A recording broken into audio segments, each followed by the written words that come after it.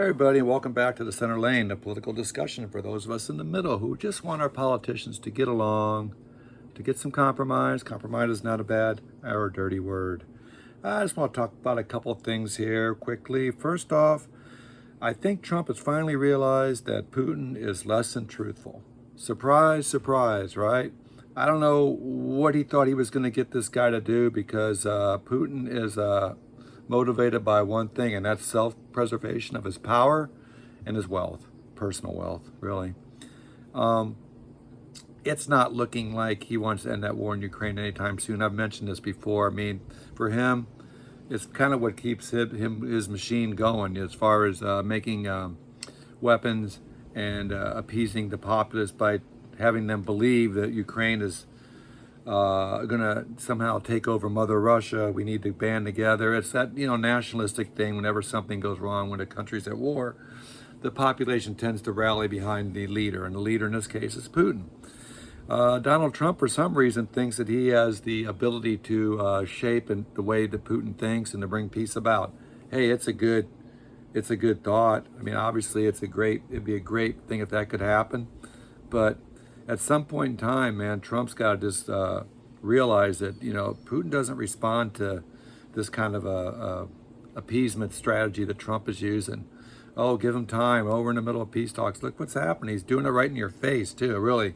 And I got to think that Trump, the way he is, unless Putin's got some kind of pictures of him, some compromising photos of him from back in the day, I don't see what's stopping Trump from just saying, look, we're going to do the sanctions, the additional sanctions now. And while they can circumvent a lot of those sanctions, for example, still selling oil to India, for example, Russian oil, I mean, we could do something about that too. We could offer up our resources at a discount price and basically go head-to-head competition against Russia. And we can afford to sell ours cheaper than they can, let's put it that way. So that kills their markets. That's really the only thing that the economy of Russia, remember, isn't even as big as Canada's. It's not a very strong or powerful or robust economy. The thing Russia does have is a decent-sized military, which is questionable about how effective they are, but they have that. And, of course, they have all those nuclear weapons, thousands of nuclear warheads. That's a big problem. I think with Ukraine, if you want to look at history as far as trusting the Russians in negotiations, well, in the 90s, Ukraine gave up their nuclear weapons when they left the Soviet Union or whatever, or just in compromising with Putin and trying to keep a peaceful border between the both of them. And he's broke that promise many times. 2014, he took 2 provinces.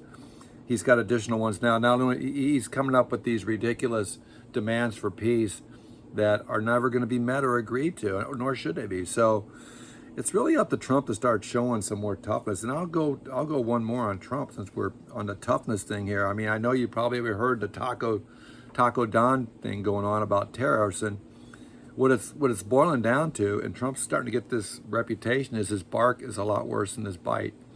And the dangerous thing is by making fun of him because of that, like calling him Taco Don, could bring some knee-jerk stuff, in a negative sense, as far as him trying to prove himself as being a macho, tough leader. And that we don't want that either. You got to use restraint, but you got to use discipline. And that's one thing that Trump with the tariffs just had no discipline on him. You can't go about the way he did. He kind of painted himself in a corner. So yes, of course, he had to backtrack on some, or we'd be already prices are up. I'm sorry, but I know the numbers, they're a little behind, but I can just tell from our eBay and Etsy business that we buy a lot of shipping stuff, materials from Walmart a lot of times, or even online.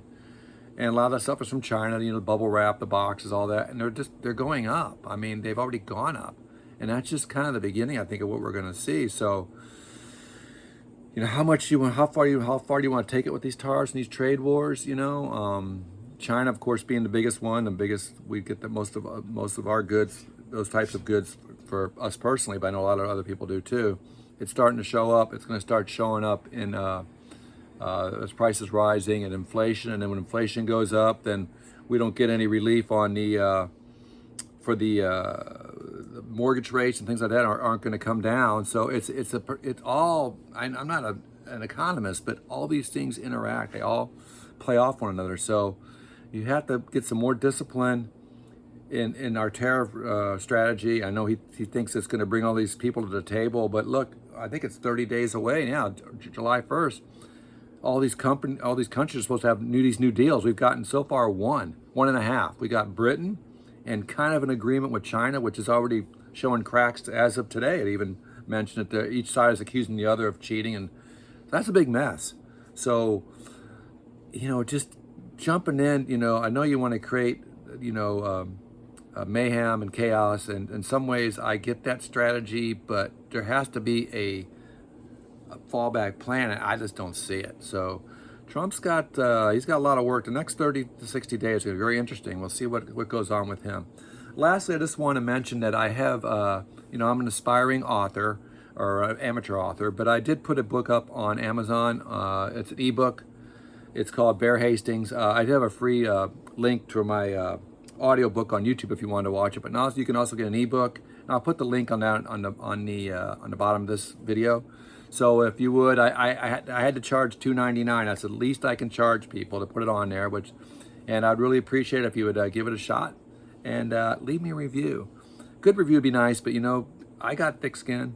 The review that you feel is your heart, but it would really help me out, because to get started on there, the algorithms, Jeff Bezos ain't gonna help you to try to sell a book. He wants you to, he'll charge you to have some advertising with them and all that, and I'm not gonna do that. So anyways, any way, shape, or form, if you would like to check that out, and I'd really appreciate that. And I hope you all have a great day, and we'll talk to you soon.